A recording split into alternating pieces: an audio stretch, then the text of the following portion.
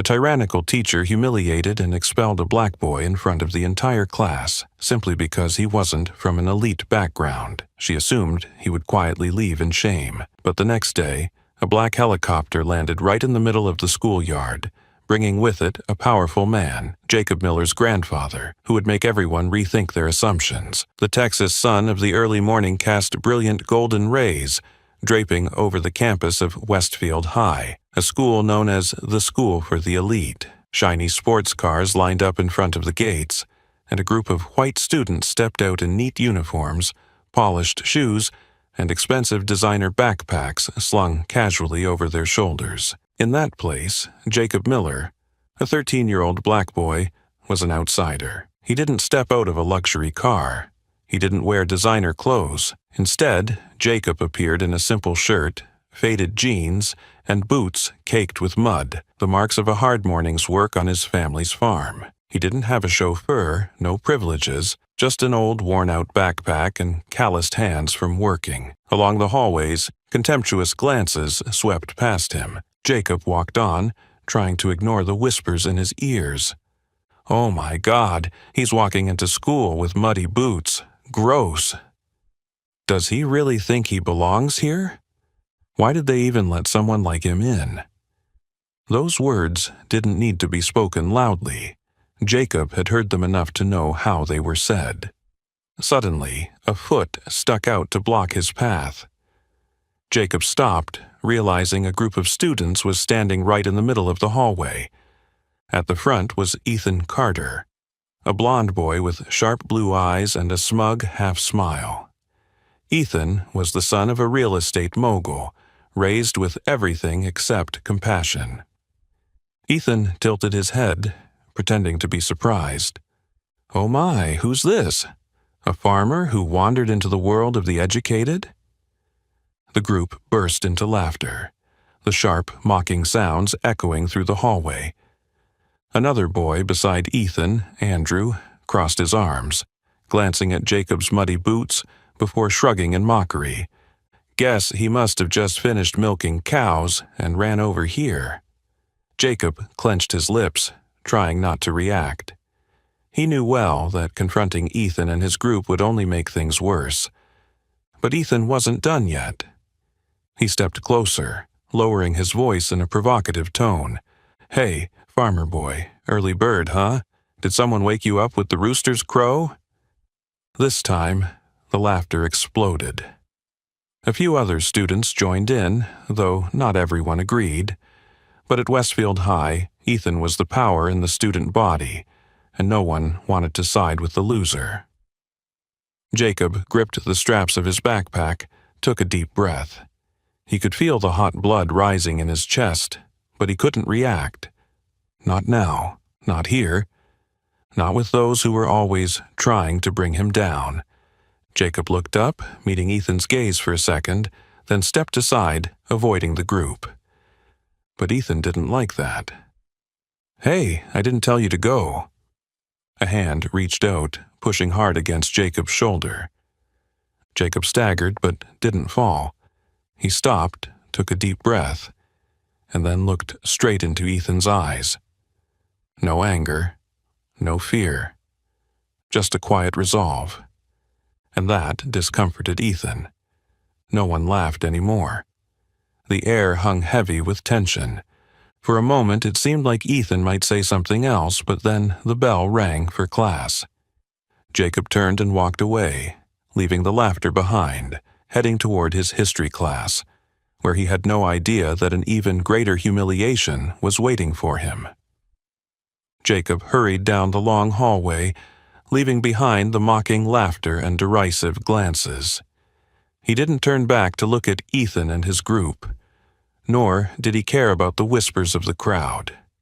He was too accustomed to it, the cutting words that sliced into his self-esteem every day. But no matter how used to it he became, he couldn't deny the truth. Each time, a new wound was left inside him, deeper and colder than before. He entered the history classroom and made his way to his usual seat, a corner in the back of the room where he always felt just a little bit safer. The front rows were filled with the familiar faces of the city's elite children, those who had grown up attending private, prestigious schools and had never known the meaning of manual labor. For them, Jacob's mornings were something foreign and beneath them. The door to the classroom opened, and the sound of high heels clicking against the tiled floor immediately silenced the room. Miss Whitmore stepped in, carrying herself with the authority of someone who believed she held absolute power in this classroom. She always entered like this, with cold, sharp eyes, stiff gestures, and a commanding voice that left students no choice but to obey. But Jacob knew that behind that exterior was a person full of prejudice, someone who judged students solely based on their backgrounds and never hid her contempt for people like him. She placed her lesson plan on the desk, adjusted her rimless glasses on the bridge of her nose, then scanned the room. Her eyes lingered on Jacob for a moment before she spoke. "Today, we're going to talk about the American Civil War."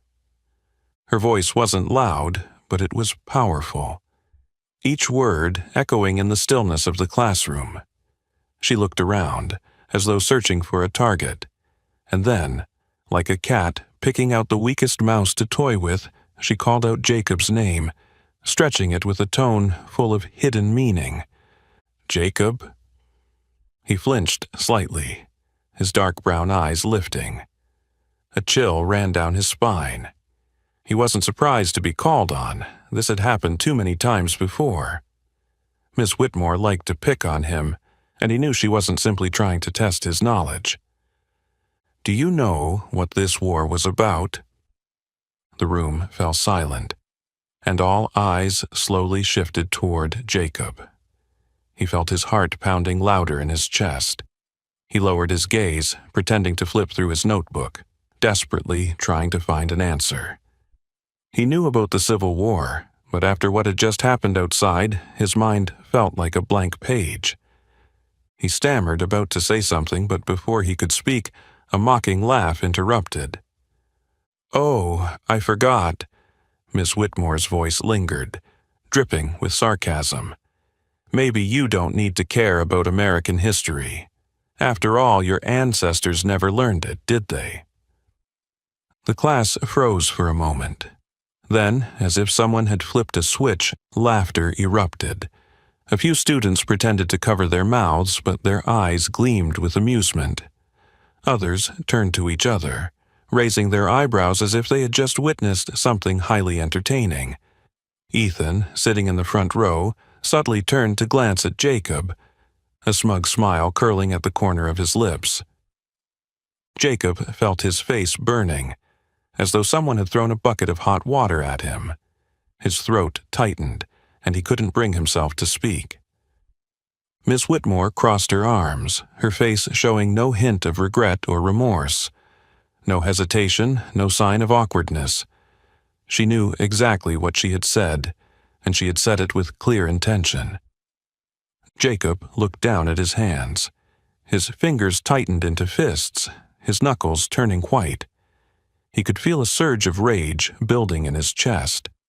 He wanted to fight back, to stand up and declare that he knew American history better than anyone else in that room, that his ancestors had fought and bled for the rights they now had. But he couldn't, because he knew that if he did, it would only give them more reasons to see him as someone who didn't know his place. He swallowed the humiliation that was rising in his throat and remained silent. But inside him, a fire had begun to ignite. Anger flared up like a fierce fire inside Jacob, burning away all the patience he had tried to maintain throughout the morning. Mrs. Whitmore's words weren't just an insult, they were a knife, stabbing straight into his self-respect, into things he had tried to ignore, but had never truly forgotten. He sprang up, the chair scraping loudly against the floor, cutting through the mocking laughter that filled the room. His eyes were ablaze, no longer the calm and quiet boy he usually was. "What are you talking about?" The room suddenly fell silent. as if no one expected the farm boy, the black kid they usually looked down on, to dare stand up to Mrs. Whitmore. But Mrs. Whitmore showed no sign of hesitation. On the contrary, she took a slow, deliberate step toward him, her high heels clicking against the floor with authority. When she stopped right in front of him, just inches away, Jacob could see her eyes, cold, with no trace of wavering or shame. "If you don't want to be laughed at," she said, her voice dripping with venom, "then prove it." Jacob gritted his teeth, feeling like the whole class was closing in on him in an invisible trap. Eyes were still locked on him, some students looking confused by the situation, but most were just waiting to see how he would react. Mrs. Whitmore continued, her voice dropping lower, each word feeling like a needle in Jacob's ear. "Otherwise, get out. There's no place for people who don't know their place here." The whole class froze in unison. No one said a word, but the atmosphere shifted dramatically. This wasn't just a criticism of his academic performance. This was a public humiliation, a message that didn't need to be hidden. You don't belong here. You have no value here. Jacob could hear a soft laugh from the front row. Ethan was standing there, arms crossed, tilting his head, a smug smile curling his lips in victory. Jacob clenched his fists, feeling his dignity being ripped apart in front of everyone. Every nerve in his body screamed for him to stand up, to fight back, to shout in their faces that he wasn't a useless little boy. But then, a cold realization washed over him like a bucket of ice water. He had no right to do that. If he reacted strongly, the only thing they would remember was a black kid who lost control. If he shouted, if he let the anger take over, they'd have an excuse to call him aggressive, out of control, unworthy of being educated in a place like this. They wanted him to get angry. They wanted a reason to prove he didn't belong here, and Jacob wasn't going to give them that. He took a deep breath, loosened his grip, and began slowly packing up his books, not saying a word. No one expected him to do that. No response, no argument, no begging, just silence, heavy with meaning. Because nothing is more frightening than the silence of someone refusing to play by someone else's rules. Mrs. Whitmore blinked, a brief moment of confusion flashing across her face, as if she had expected a different reaction from him. But Jacob simply slung his backpack over his shoulder and walked out. Another mocking laugh echoed from somewhere behind him, but this time fewer voices joined in. Jacob walked past the desks, his head held high. He didn't look down, didn't show any sign of weakness. But inside him, a fire had ignited, and this time it wouldn't be easily extinguished. The classroom door slammed shut behind Jacob with a harsh, dry sound. He didn't look back, not wanting anyone in the class to see the furious expression on his face. He walked down the long hallway where the early morning sunlight streamed through the large windows, casting rays onto the white tiled floor. But all it did was make him feel even more out of place. His heart was still pounding, not from fear, but from the boiling frustration inside his chest. Miss Whitmore hadn't just humiliated him in front of the class, she had deliberately insulted his roots, his ancestors, his history. And the most painful part was that no one in the class stood up for him. Jacob gritted his teeth, trying to control his breath to keep from unleashing his anger. He knew if he lost control, if he let his emotions take over, the rumor about the crazy black kid in class would spread throughout the school in no time. Inside the classroom, as soon as Jacob had left, a wave of chatter erupted like a crashing wave. He actually left. I bet he'll never dare to come back. Ridiculous, thinking he could learn with us. The wealthy white students laughed mockingly. Ethan Carter, the leader of his group, leaned back in his chair, arms crossed over his chest, enjoying the scene as if he had just seen an excellent comedy show.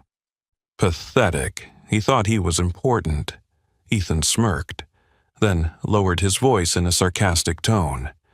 Maybe he's crying in the bathroom now. His friends burst out laughing, some slamming their hands on the desks, adding to the gleeful atmosphere in the room. Ms. Whitmore stood at the front of the class, not intervening, not saying a word to stop it. She simply looked down at the class, her eyes gleaming with a hint of satisfaction, as though she had just completed an important task. She had always believed that some people didn't belong in places like this, and if Jacob Miller was too stubborn to realize that, she would help him understand by humiliating him right in front of everyone. But in the classroom, not everyone was laughing. The few black students lowered their heads in silence, too afraid to speak up. They didn't dare confront Ethan, didn't dare challenge Ms. Whitmore.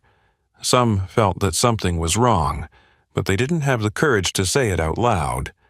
A black girl sitting by the window, Alyssa Johnson, gripped her pen tightly, biting her lip, trying to hold back the words she wanted to scream. She knew that if she spoke up, she'd be the next target. A Latino boy, Miguel, stared at the blank page in front of him. Part of him wanted to shout at Ms. Whitmore to tell her she had no right to insult Jacob like that, but reason told him that if he did, he'd be in deep trouble. They had all seen this happen too many times before, and everyone knew one simple rule. If you didn't want to become the next victim, stay silent. Miss Whitmore, seemingly unaware of the tension in the room, turned toward the blackboard and picked up a piece of chalk. Let's continue. She had no idea that a storm was already beginning to form. In just an hour, news of what had happened spread throughout the school. In the cafeteria, the library, outside on the basketball court, wherever students gathered, the topic of conversation was Jacob Miller and Miss Whitmore's history class. Students like Ethan and his friends gleefully spread the story, adding their own details to make it even more humiliating for Jacob. He just stood there, speechless, couldn't say a word. Ethan exaggerated, recounting the incident. Then, when Miss Whitmore hit him with the truth, he just quietly packed up and left like a little mouse. Laughter erupted around the lunch tables. A few students, though they didn't agree with Ethan, laughed along to avoid being seen as siding with Jacob. But not everyone was laughing. Some students began to feel uneasy, not because they felt sympathy for Jacob, but because they sensed something wasn't right. A senior, Brian Thompson, overheard the story in the gym, and he felt a discomfort stir in his chest. Not because he liked Jacob, they had never spoken to each other, but because he knew if this could happen to Jacob today, it could happen to anyone tomorrow. The gossip spread even further, reaching a young teacher, Mr. Anderson, when he overheard a group of students whispering about what had happened. At first, Mr. Anderson didn't think much of it, but as he listened to what was being said, he froze in shock. They never got the chance to learn from their ancestors. A cold shiver ran down his spine. He knew that if he didn't do something, no one else would. But the real storm began when the news reached someone beyond the school, someone Miss Whitmore could not ignore. Clara Miller, Jacob's mother, received a message from a friend about what had happened. When she read it, she froze for a few seconds, unable to believe her eyes. Then she made a phone call. That phone call wasn't to the teacher or the principal. She called her father, and just a few hours later, a black helicopter took off from a ranch on the outskirts of Texas, heading straight toward Westfield High. The Texas dawn was just breaking, the early sunlight casting down upon the grand buildings of Westfield High, creating a perfect picture of a prestigious school, a place where equality only existed on paper, and those in power always assumed the right to decide who deserved respect. But today, What shattered the stillness wasn't the bell signaling the start of class or the bustling sounds of students at breakfast. It was a deep, slow, but powerful sound, shaking the entire football field. The sound of helicopter blades, a sleek black helicopter, shining like a massive black gem, descended from the sky, slowly lowering its altitude. Strong gusts from the blades blew dust and dry leaves into the air, forcing dozens of students to shield their eyes and duck down to avoid the debris. The engine roared like a declaration. Westfield High had never witnessed anything like this. Students rushed out onto the football field, gathering in groups, eyes wide, staring at the descending helicopter. Some pulled out their phones to record. Some pointed and whispered loudly, while nearby teachers stood frozen, bewildered, unsure of what was happening. The helicopter door swung open. A black man stepped out. James Miller. His tall, imposing figure was dressed in a perfectly tailored black suit, sharp seams running down his frame, and polished leather shoes that reflected the sunlight. His face was angular, the wrinkles on his forehead not aging him, but rather adding to his commanding presence. Some teachers gaped, not in surprise at the scene, but because they recognized who he was. James Miller was no ordinary farmer. He was a legend in the Texas agricultural industry, the owner of hundreds of farms across the state, providing organic food to the largest supermarket chains in the country. He wasn't just a farmer. He was a reformer, an entrepreneur, a symbol of rising from poverty. And today, he wasn't here as a school benefactor. He was here to seek justice for his grandson. Right behind him stepped Jacob Miller. Gone was the tired, bowed head from yesterday. Today, Jacob walked with a different posture, his eyes fixed straight ahead. There was no more shame or humiliation, only resolve. Whispers erupted everywhere. "What's he doing here? Oh my God, don't tell me this is because of Jacob. I bet something big is about to happen." On one corner of the football field, Ethan Carter and his group stood frozen. He wasn't laughing anymore. He knew exactly who James Miller was. And what scared him wasn't the idea of Jacob being vindicated. It was the fact that, for the first time in his life, he felt fear. While the students remained frozen in place, James Miller walked directly toward the main school building, where the principal and teachers were waiting, bewildered. The principal's office door swung open. Principal Richardson, a white man in his 50s with neatly combed gray hair, stood up, forcing a professional smile that clearly masked his tension. Beside him, Ms. Whitmore stood stiffly, her hands unconsciously clenching as she watched James Miller enter. No one in the room needed to guess why he was here. James Miller didn't need to beat around the bush. "I hear my grandson was humiliated in class." His voice was warm, but there was no trace of leniency. The room froze. Ms. Whitmore blinked, trying to hide her confusion. "Mr. Miller, I believe there's been a misunderstanding." James Miller didn't let her finish. He pulled a check from his vest pocket and placed it on the desk in front of Principal Richardson. "Do you know who funded the school's science lab?" No one answered. "Who invested in the history program that Miss Whitmore teaches? Who contributed hundreds of thousands of dollars to ensure this school has the best resources?" Principal Richardson swallowed hard. Miss Whitmore's face turned pale, her lips tight. James Miller nodded slightly, as though confirming something he had already known from the start. Then he turned his sharp gaze on Miss Whitmore. "So, you think you have the right to humiliate my grandson just because he doesn't look like the other kids here?" The silence in the room was thick, so heavy that no one dared to even breathe loudly. Jacob stepped forward, his voice no longer trembling like the day before. I don't need privileges. All eyes were on him. I just want to be respected like everyone else. Miss Whitmore turned away, avoiding Jacob's gaze. She knew very well that she had been wrong, but she also understood something else. Today, she wouldn't be in control of this situation anymore. James Miller smiled faintly, glancing at the principal one last time. I hope you understand. My family doesn't need pity, doesn't need any special treatment. We only need one simple truth. Respect isn't based on skin color or background. It's based on character, on intellect, on what a person contributes to society.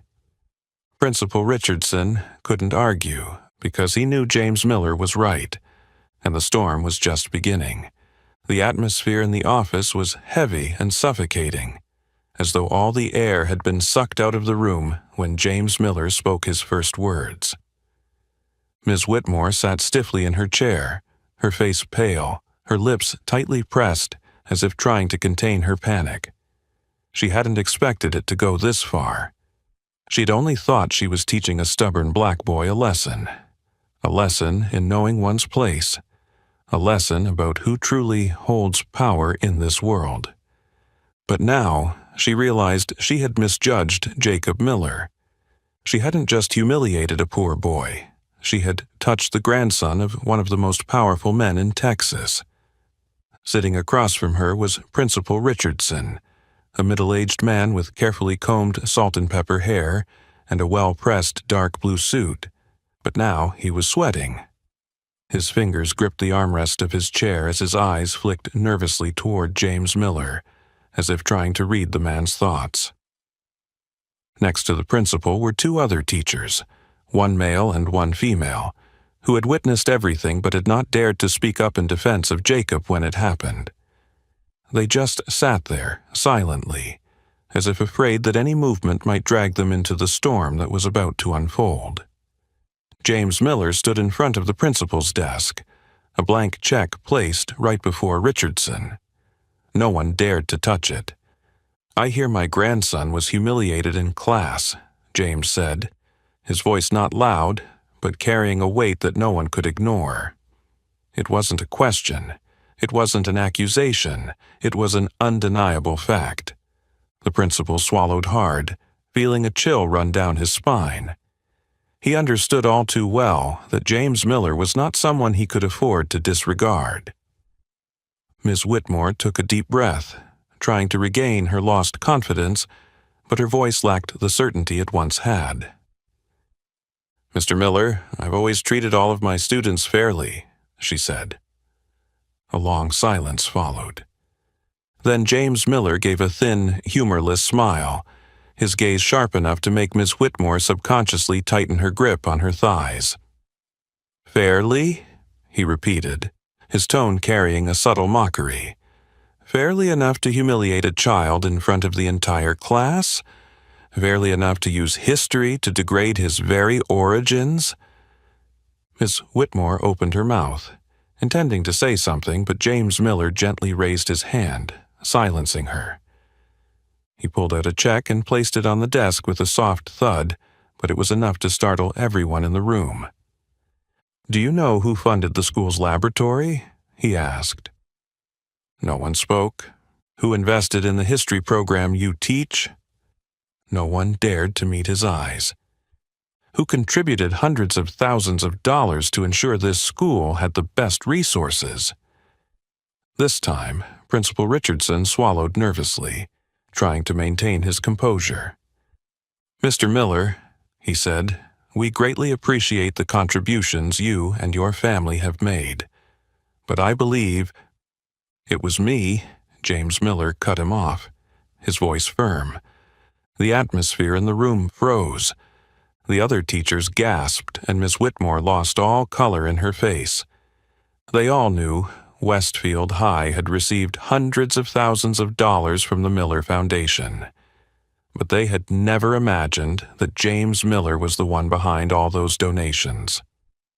James Miller stood tall, his presence enough to command attention without the need to threaten. I invested in this school because I believe in education.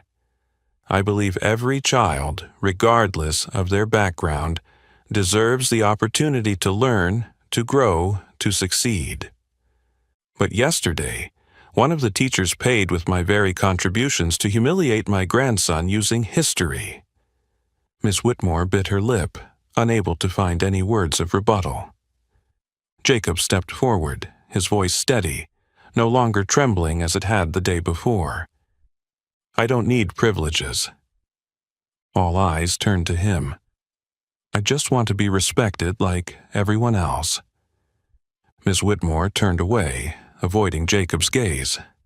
She knew very well that she had made a mistake, but she also understood something else. Today, she would no longer control the narrative. James Miller gave a small, cold smile and looked at the principal one last time. I hope you understand. My family does not need pity, does not need any special treatment. We just need one simple truth. Respect does not come from skin color or background. It comes from character, from intellect, from what one contributes to this society. Principal Richardson couldn't argue, because he knew James Miller was right, and the storm had only just begun.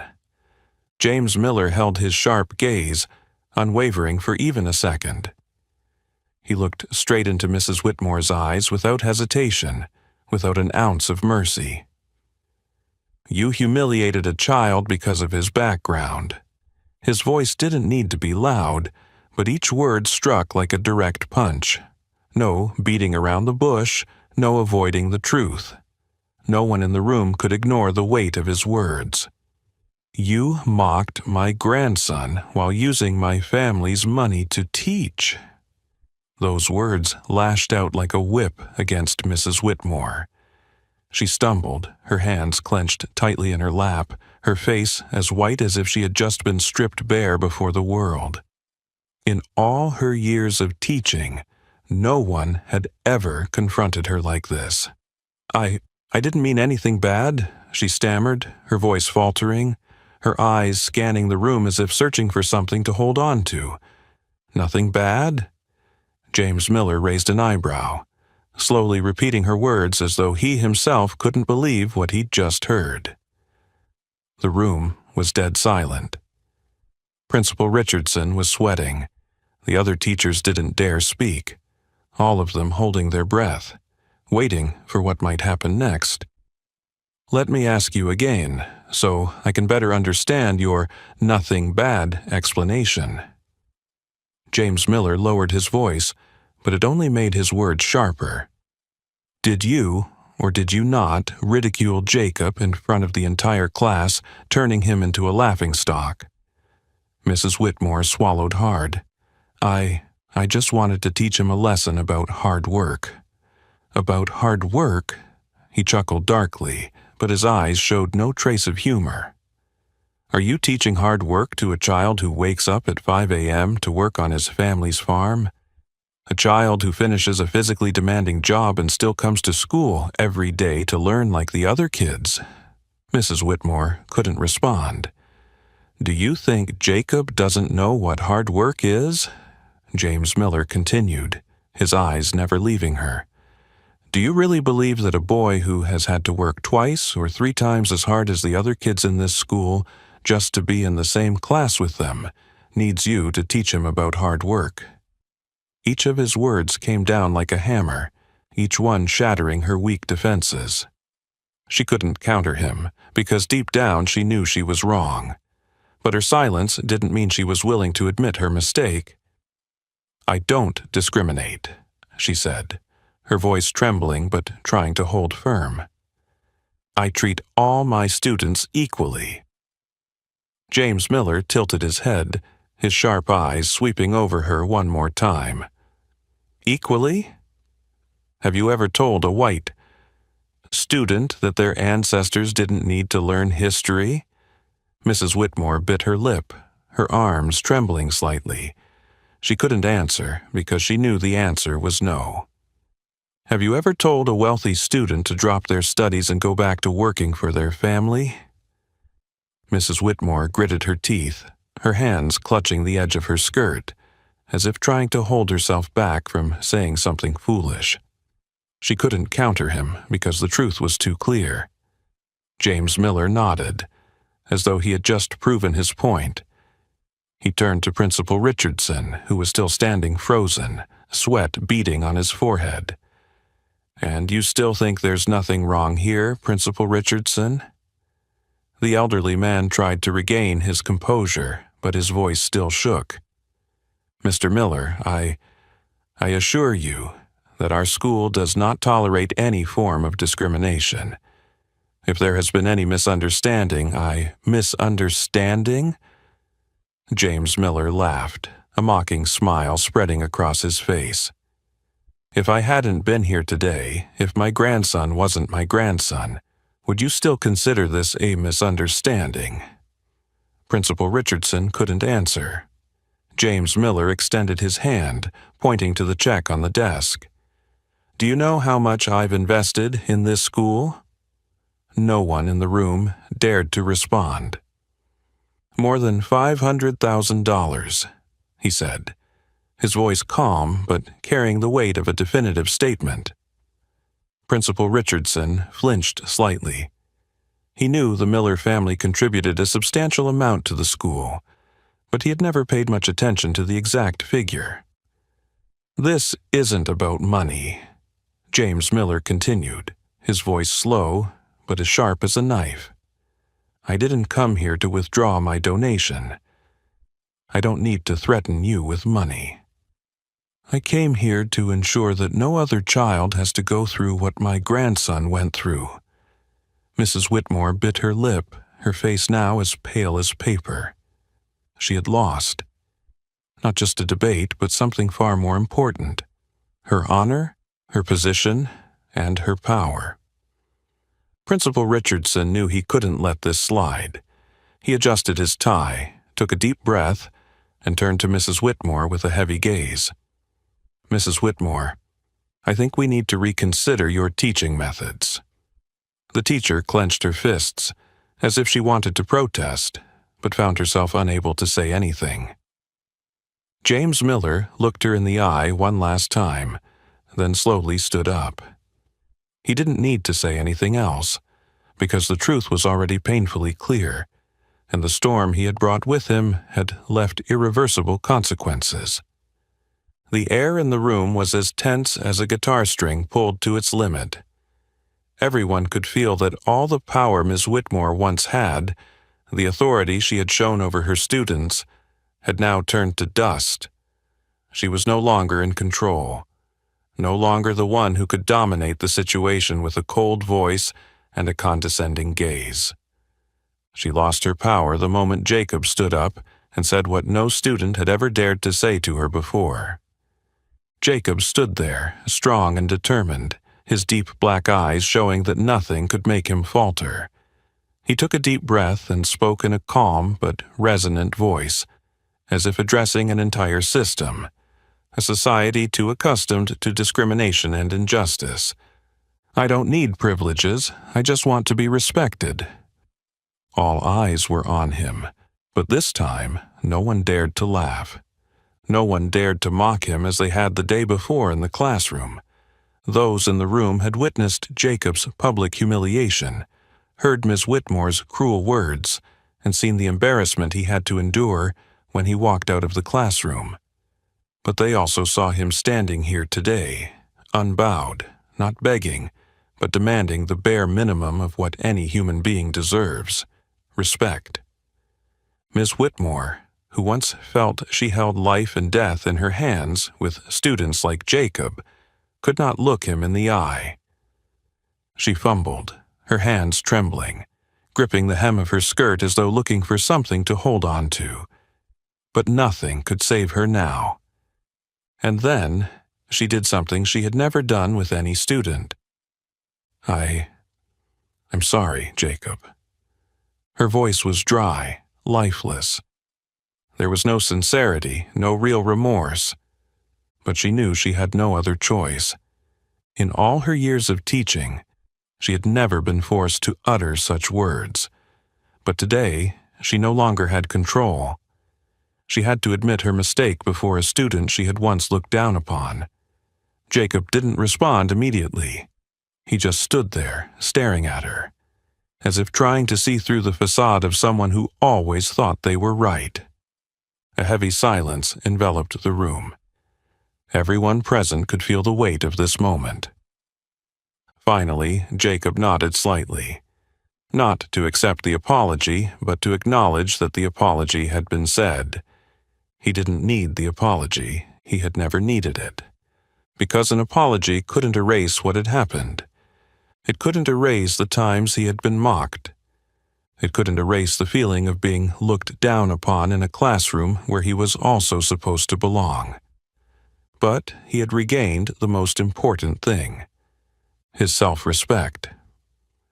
Principal Richardson sat there, feeling the heat of the situation.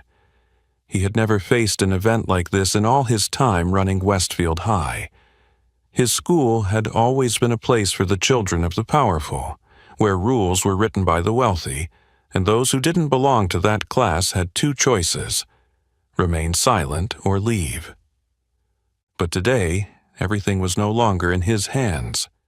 He cleared his throat, trying to regain his authority. "Jacob," he said, his voice shaking slightly, "we will have a meeting with the school board to thoroughly review the teaching methods and conduct of our teachers. We will also implement training programs on equality and respect for students to ensure that something like this never happens again." Jacob nodded, but he knew that words alone meant nothing without action. He didn't stop there. He took another step forward, his voice still firm. "And Ms. Whitmore?" The room froze. No one spoke, but everyone understood what he meant. If there was no form of discipline for Ms. Whitmore, then what had happened today would mean nothing. Ms. Whitmore clenched her fists, as if trying to maintain her composure, but Jacob knew she was terrified. Principal Richardson glanced at Ms. Whitmore, then took a deep breath. "We will have an internal meeting to review Ms. Whitmore's actions and determine the appropriate disciplinary action." This time, Ms. Whitmore jumped in surprise. She didn't think things could go this far.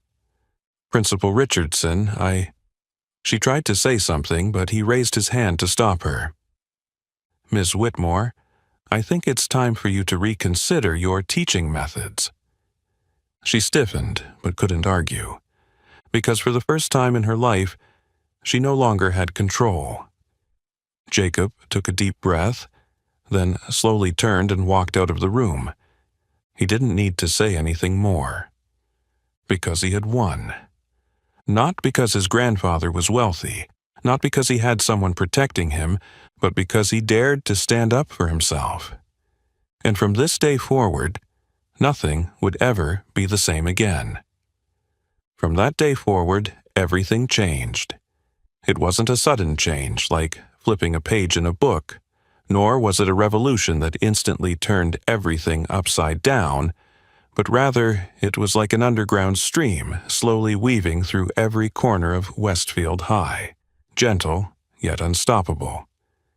Jacob walked down the hallway with his head held high, no longer looking down, no longer hurrying to avoid the gazes of those who once mocked him. He didn't have to avoid anymore, nor did he need to pretend to be invisible among the vast halls filled with privileged rich kids. No more whispering laughter behind his back, no more snide remarks as he entered class, no more contemptuous glares cutting into his self-esteem like silent knives. Those who once ridiculed him now dared not open their mouths, not because they had suddenly become good people, nor because they truly regretted what they had done, but because they knew Jacob was no longer the fragile target he used to be. He was no longer the boy who would silently bow his head and accept the humiliation without resistance. He had stood up and reclaimed his dignity, and they knew that if they continued to look down on him, they themselves would be the ones deserving of contempt. Ethan Carter no longer stood in Jacob's way in the hallway, no longer crossed his arms with an arrogant half-smile, no longer through harsh words wrapped in a tone of power and mockery.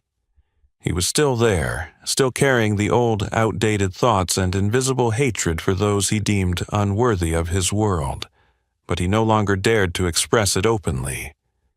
He knew that this time, if he continued, it wouldn't just be a harmless joke that he could get away with. Not just Ethan, but his entire group of friends had become more cautious.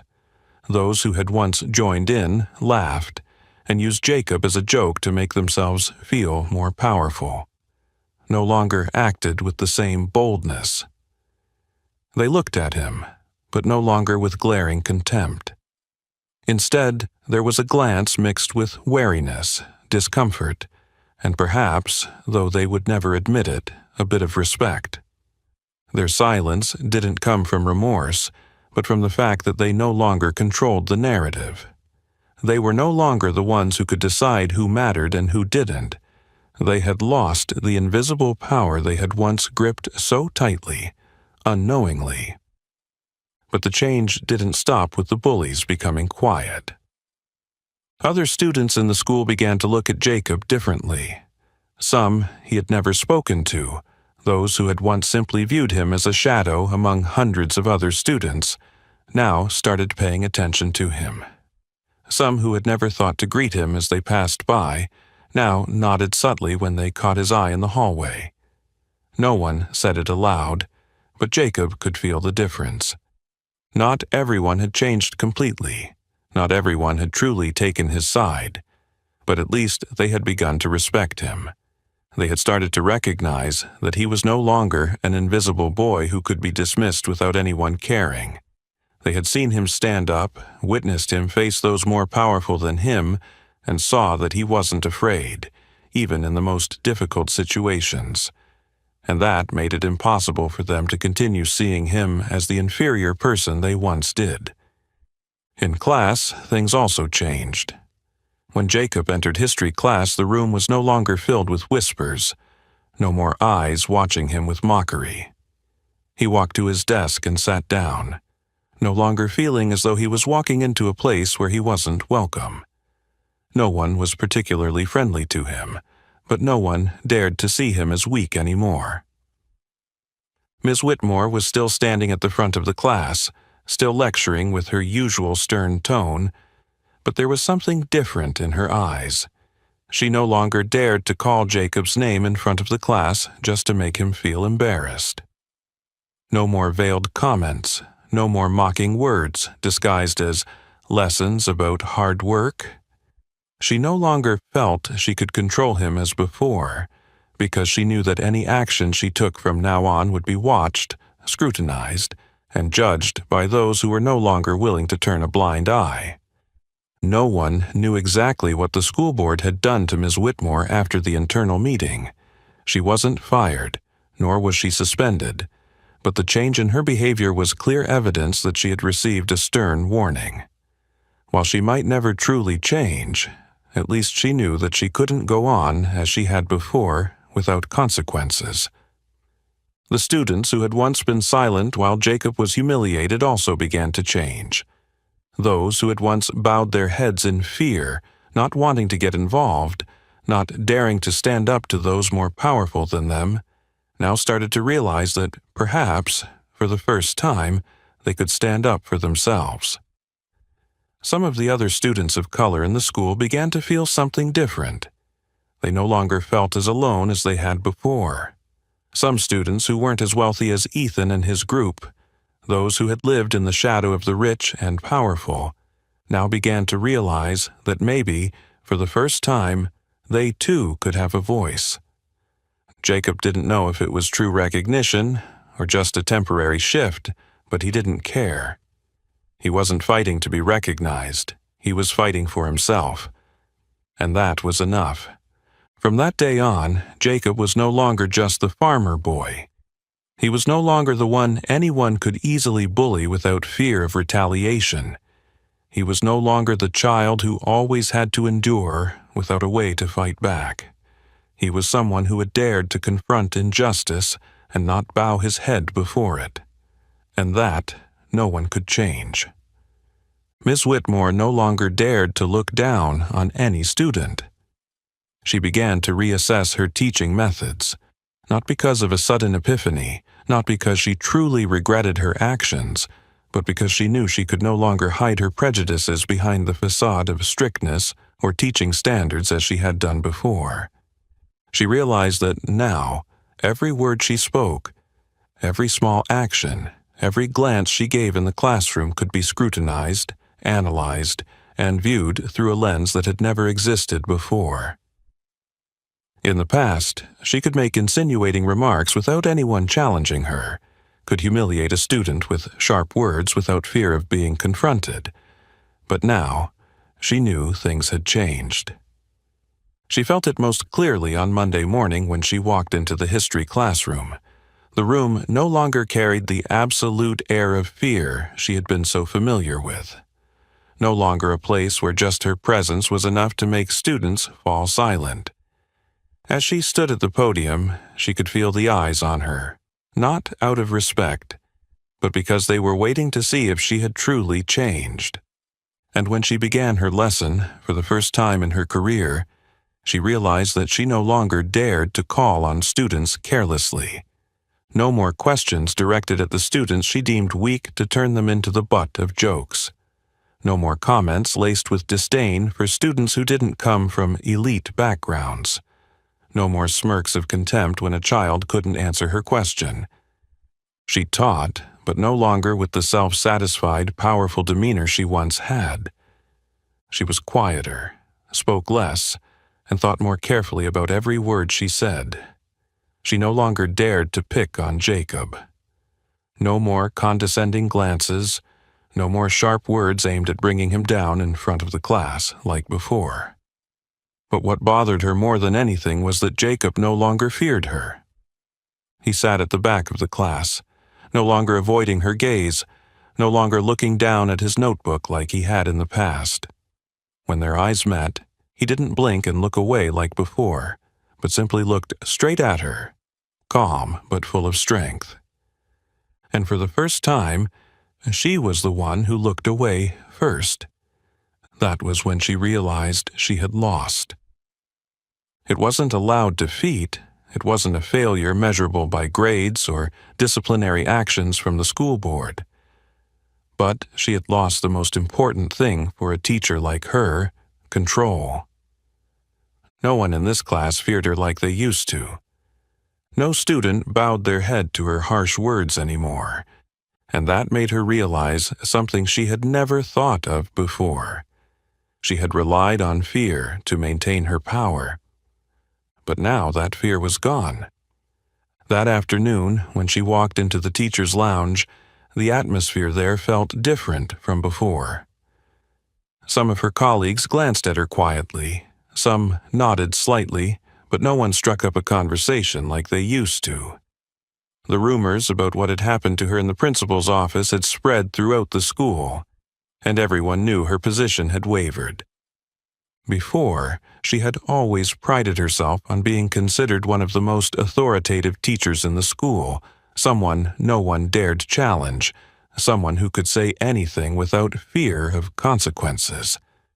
But now, she felt the distance from her colleagues, not because they hated her, but because they didn't want to be dragged into the mess she was stuck in.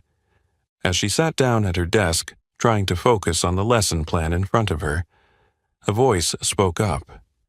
"I heard about what happened to you." She looked up to see Mr. Anderson, the math teacher, standing nearby with a coffee cup in his hand. She didn't say anything, just nodded slightly. "I don't think you expected it to go this far." Miss Whitmore tightened her grip on her pen and lowered her voice, trying to keep the calm she had once been so familiar with. Number I didn't expect it. Mr. Anderson studied her for a long moment, then sighed. "You know, I don't think Jacob needs you to apologize. I think what he really wants is for you to learn something from this." This time, she looked directly at him, but had no words to say.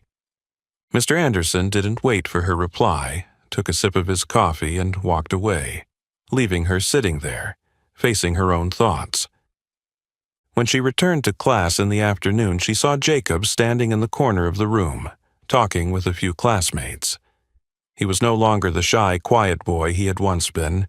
He was more confident, more comfortable, and she realized that he was no longer a child she could easily look down upon.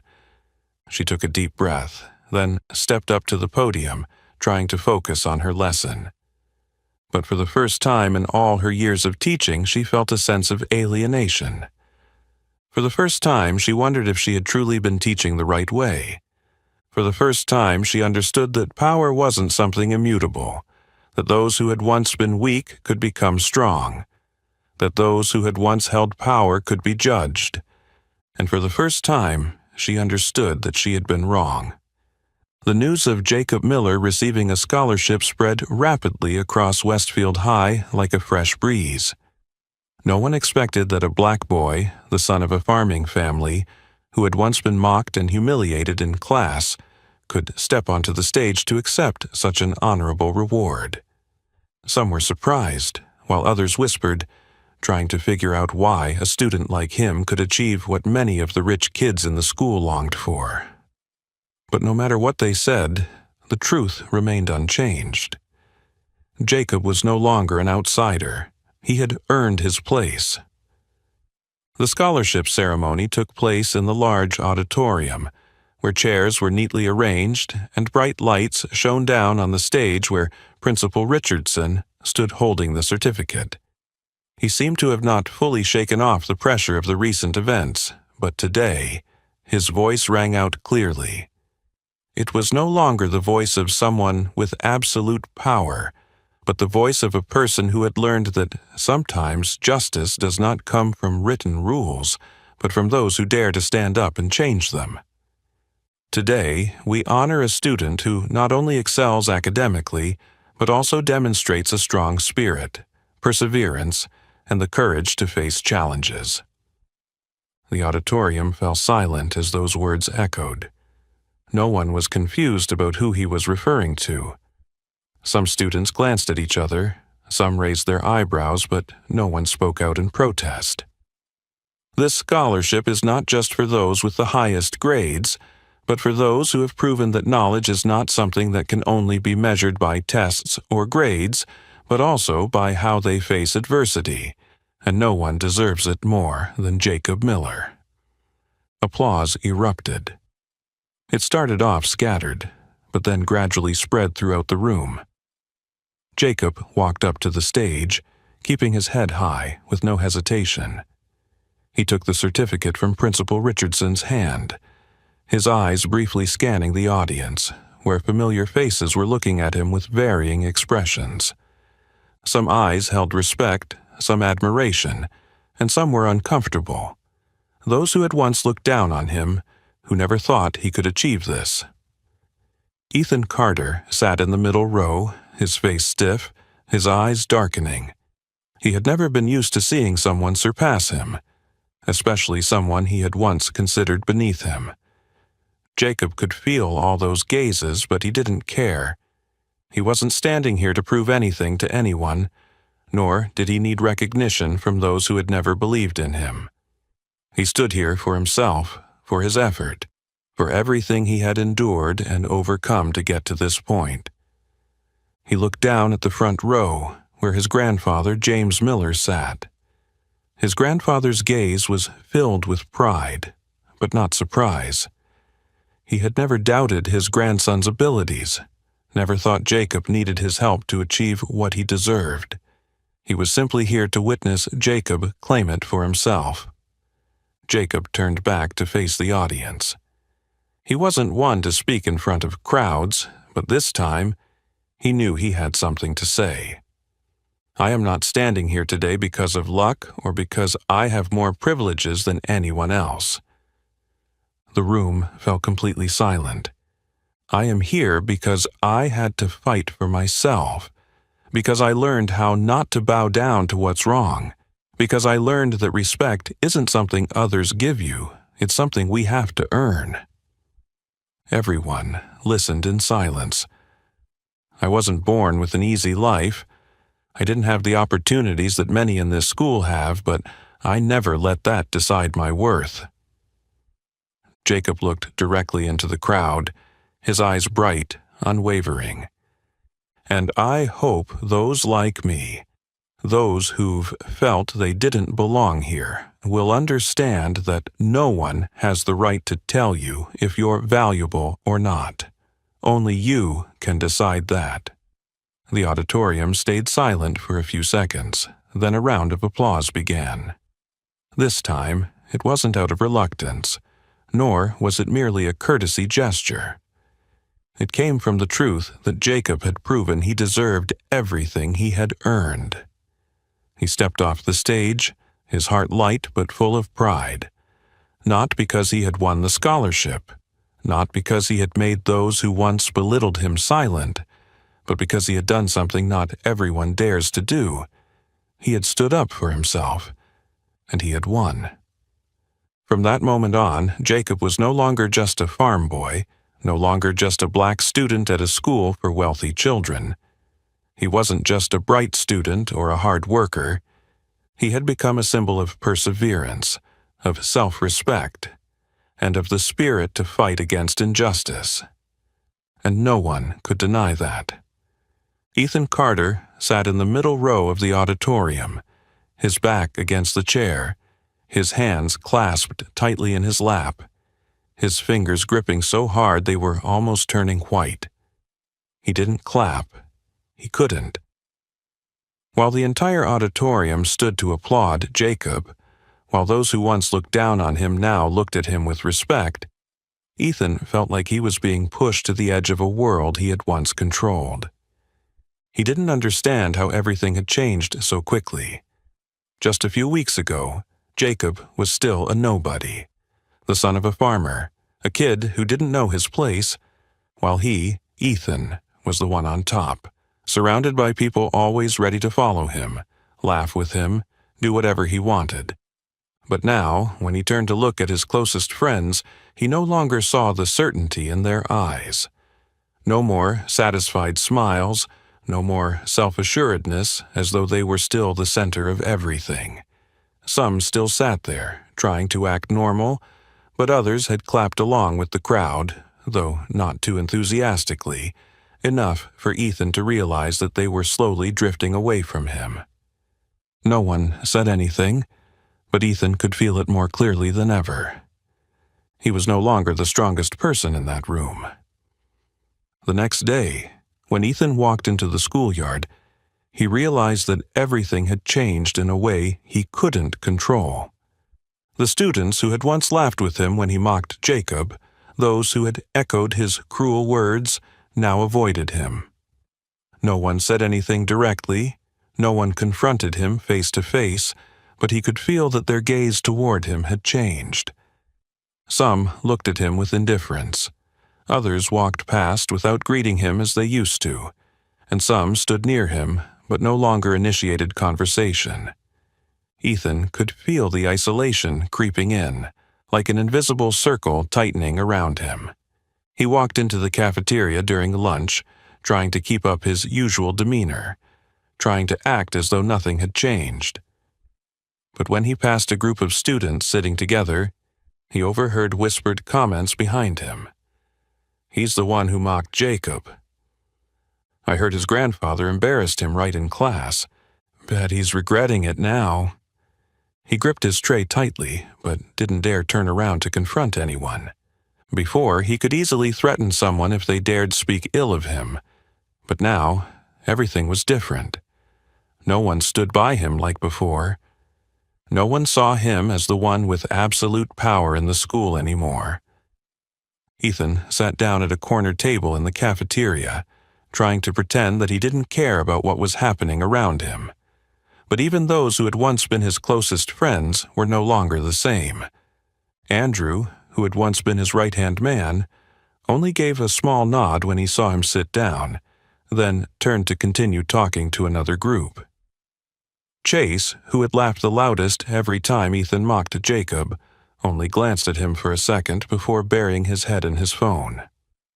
No one wanted to be seen as too close to him anymore, because now Ethan was no longer the one who could control everyone, because standing with him was no longer a safe choice. Those who had once mocked Jacob were now realizing their mistakes.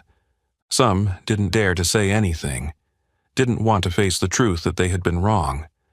But others, even though they didn't speak up, began to feel that something was off in the way they had treated Jacob. Alyssa Johnson, the black girl who had stayed silent when Jacob was humiliated in class, no longer felt comfortable with her silence. She remembered that moment when she could have spoken out but didn't. When she had bowed her head, pretended not to hear what Mrs. Whitmore had said, tried to convince herself that staying out of it was the best option.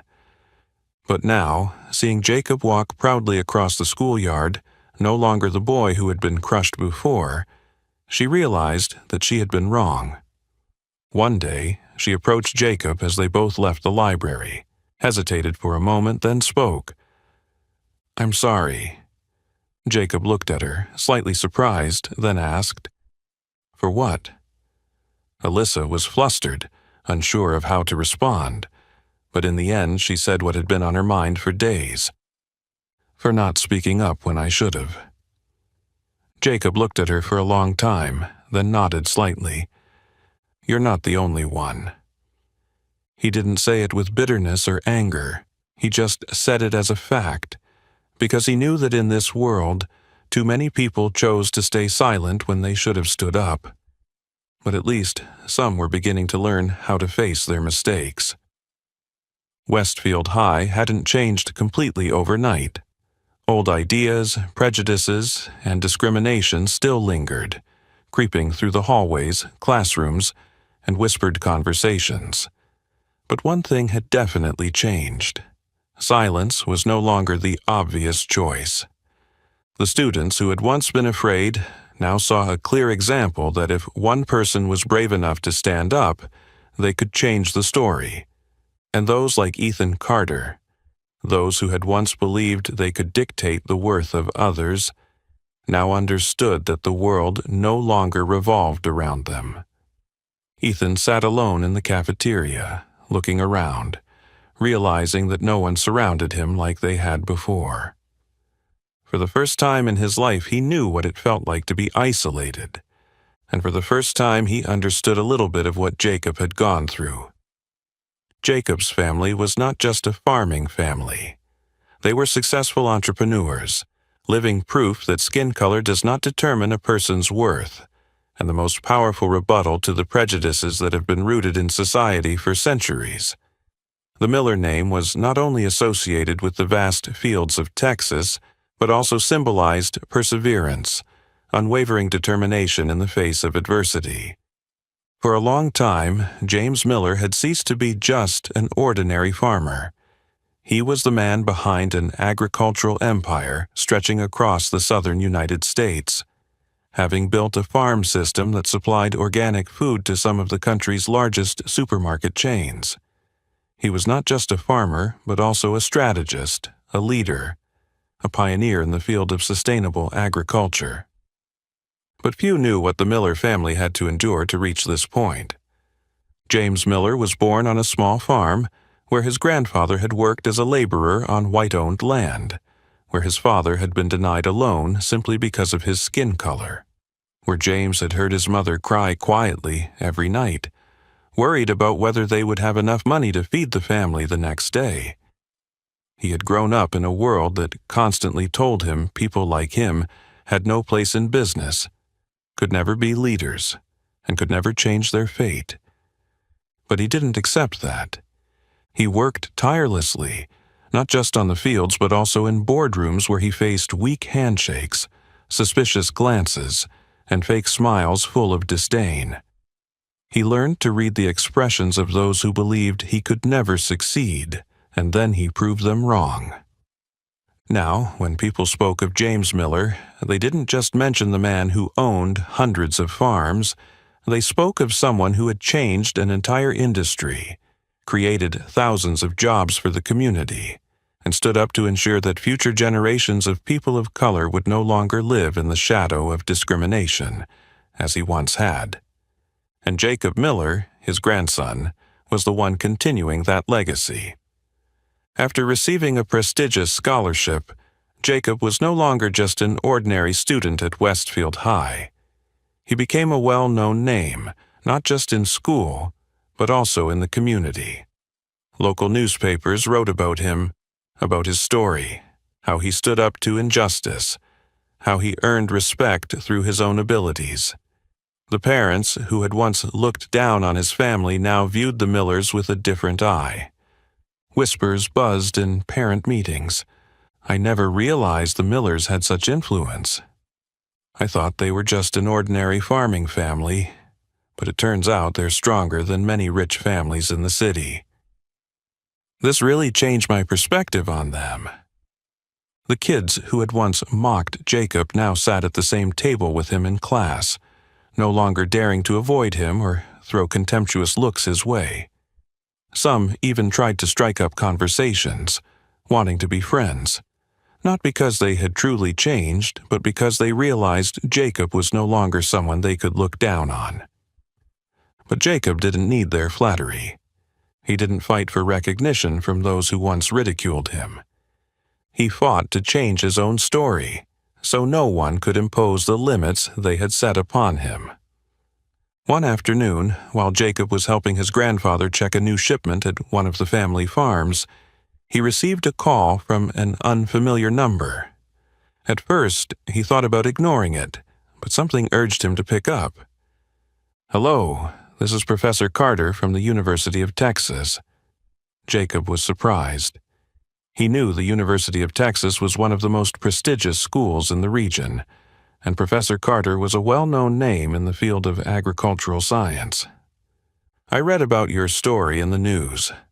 I'd like to invite you to tour our agricultural research department. I believe you have the potential to further develop in this field, and I'd like to offer you a full scholarship if you're interested." Jacob could hardly believe his ears. A full scholarship from one of the top universities? He took a deep breath, looking out over the vast fields in front of him, where the sunlight bathed the rows of trees in golden hues, and the familiar scent of damp earth filled the air.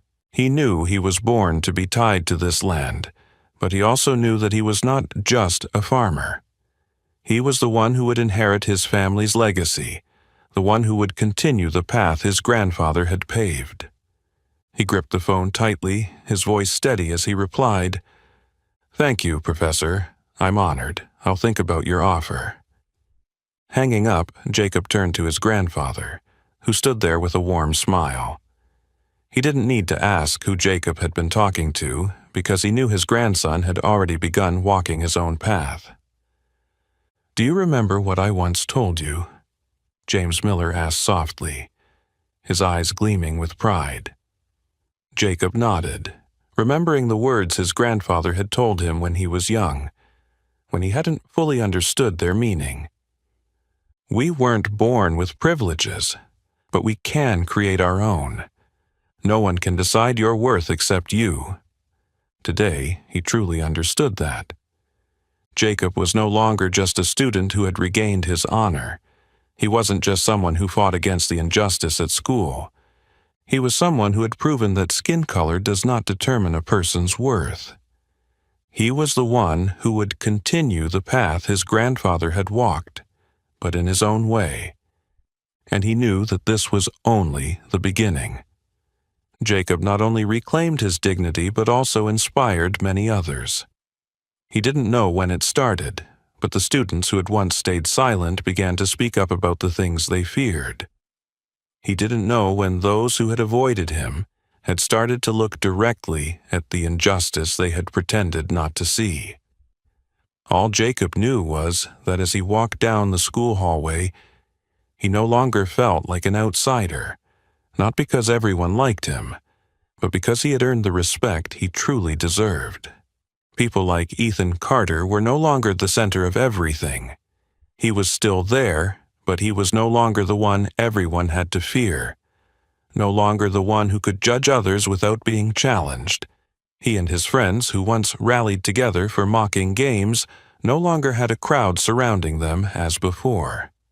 The smug grins had disappeared, replaced by a quiet discomfort, an isolation that had once been Jacob's to endure. But no one made Ethan go through it. No one sought revenge, and no one tried to push him down. It was simply that everyone had realized Ethan no longer deserved to be seen as a leader. It wasn't just students like Jacob who realized they could stand up. Even others understood they could no longer turn a blind eye to the injustice.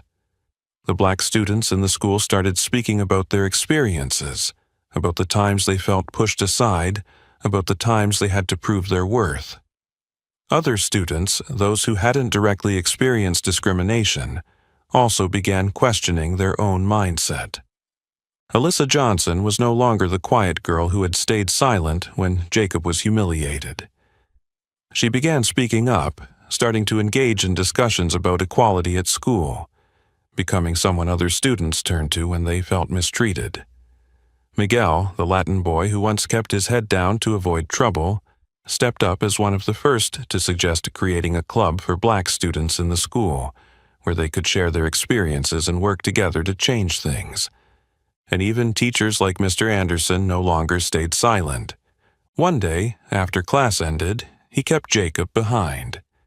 "You know," he said, his voice deep but sincere, "I used to think that as long as I taught well, did my job right, that would be enough. But you've shown me that silence is never enough. If I don't stand up when I see something wrong, then I'm no different from those who let it happen." Jacob didn't say anything, just nodded slightly, because he knew that real change wasn't about one person standing up, but about when one person has the courage to rise, they'll bring others along who will do the same. On the day Jacob graduated from high school, his grandfather came to the school, standing from afar, watching his grandson walk up on stage to receive his diploma. James Miller had never been one to easily show his emotions, but anyone could see the pride in his eyes. When Jacob looked down, he caught his grandfather's gaze, and in that moment he understood that he hadn't just reclaimed his dignity for himself, but had also continued the legacy his grandfather had built. After the ceremony, when the two of them stood side by side, looking at the school grounds one last time, Mr. James placed a hand on Jacob's shoulder, his voice deep but firm. "You did well, but this is just the beginning." Jacob looked up at the vast sky, where birds were soaring, and he understood that his grandfather was right. There was still so much injustice in the world, so many barriers to break, and so many people who needed someone to stand up and lead the way. But Jacob was no longer the boy who was afraid, who doubted himself. He had learned something more important than anything else. Stand up for yourself, because you deserve respect. And Jacob Miller, once looked down upon, once mocked, once told he didn't belong, now walked with pride, with the belief that not only did he belong in this world, but that he could change it. And he would. Jacob Miller's story wasn't just a journey of reclaiming his dignity, but a testament that respect doesn't come from skin color or background, but from character and effort. From a boy once mocked in class, Jacob rose up, not only to defend himself, but to inspire others to face injustice. He changed how people viewed the value of a person, forcing those who once ridiculed him to fall silent, and helping those who were once afraid realize they too could speak out. So, what about you? If you found yourself in Jacob's shoes, what would you do? Would you stay silent and accept it, or would you find the courage to stand up for yourself? Share your thoughts in the comments below, because your opinion matters. If you loved this story and want to see more inspiring content, don't forget to like, share, and subscribe to the channel so you don't miss out on the next amazing story. Thank you for watching, and we'll see you in the next video.